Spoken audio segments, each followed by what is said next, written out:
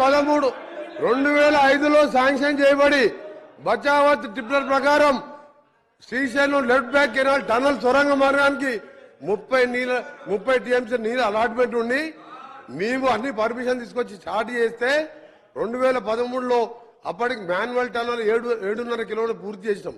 ఇంకా main tunnel నడుస్తున్నది. నడిచే సమయంలో వరదలు వచ్చినాయి 2009. ఆ సమయంలో కొద్దిగా ఆగిపోయింది. ఆ తర్వాత మిషన్స్ రిపేర్ చేసినా అయిపోయింది. 2013 అధ్యక్ష వీడియోలు ఉన్నాయి.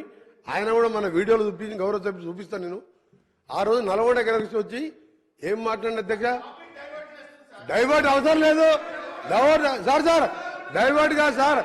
2013లో మినిస్టర్ గారు ఈయన ఎన్నికల ప్రచారం వచ్చి ఎన్నికల ప్రచారానికి వచ్చినప్పుడు సూర్యాపేటలో బహిరంగ సభలో చెప్పిన మాట 2 మాటలు చెప్తా అధ్యక్ష.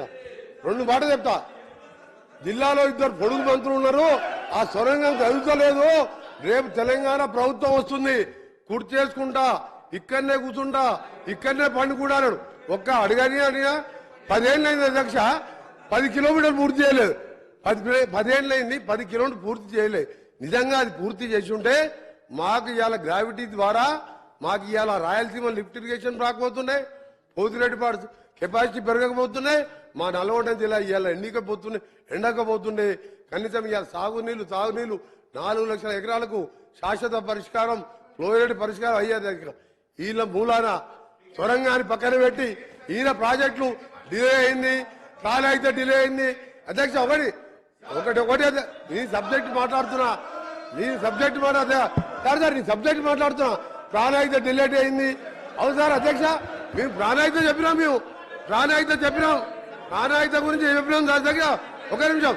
మేము ఆ రోజు మీ అదే తుమ్మిడిగట్టు దగ్గర మీరు మహారాష్ట్ర పోయి మీ బంధువు అక్కడ గవర్నర్ గా విద్యాసాగర్ రావు గారు ఉన్నారు. ఆయన పట్టుకొని ఒప్పించి అన్నారం సుందిల్లా మేడిగడ్డ పేరు ఒక నిమిషం సార్. మీరు 3 లిఫ్టులు పెట్టి ఒకదాని మీద ఒకటి లిఫ్ట్ పైకి తీసుకొచ్చి మళ్ళీ కిందికి వదిలిపెట్టి మీ కమిషన్ల కోసం కాళేశ్వరం ప్రాజెక్ట్ కట్టు